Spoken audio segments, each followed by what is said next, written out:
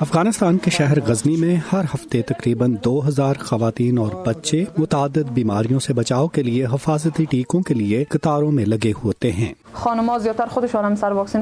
خواتین خود اپنے بچوں کو نمونیا سے بچانے کے لیے انہیں ویکسین لگانے پر اصرار کر رہی ہیں۔ وہ اپنے بچوں کو دوسری 5 بیماریوں کے حفاظتی ٹیکے لگوانے میں بھی دلچسپی رکھتی ہیں۔ اس کی بنیادی وجہ یہاں مقامی ہسپتال میں لوگوں میں شعور پیدا کرنے کے لیے چلایا جانے والا ایک پروگرام ہے، جس سے لوگ قائل ہوئے ہیں کہ ویکسین خطرناک نہیں اور نہ ہی ان کے عقائد کے خلاف ہیں۔ مجھے جب اطلاع ملی کہ ہسپتال میں ویکسین ہے تو اس لیے میں یہاں چلا آیا۔ میں دوسری مرتبہ ویکسین لگوا رہا ہوں، یہ اچھی ہے اور مفت بھی ہے۔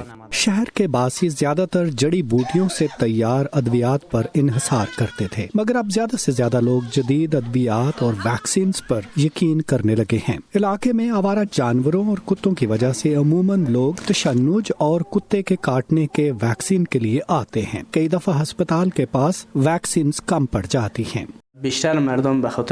اکثر اوقات مریضوں کو پاکستان یا بھارت جانے کو کہا جاتا ہے کیونکہ یہاں الرجی ویکسین نہیں ہوتی۔ میں خوش قسمت تھا کیونکہ مجھے کابل میں ہی کچھ مل گیا۔ ہسپتال کی انتظامیہ کا کہنا ہے کہ جتنا ممکن ہو سکے وہ مریضوں کو ضروری ویکسینز فراہم کرنے کی کوشش کر رہے ہیں۔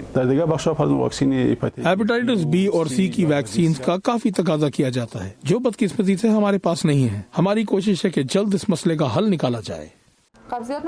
طبی ماہرین کا کہنا ہے کہ ویکسینز کی وجہ سے بیماریوں کو پھیلنے سے روکا گیا ہے اور بہت سی جانیں بچائی گئی ہیں۔ اس کے باوجود گزشتہ برس افغانستان میں پولیو سے متاثر ہونے والوں کی تعداد میں اضافہ ہوا ہے۔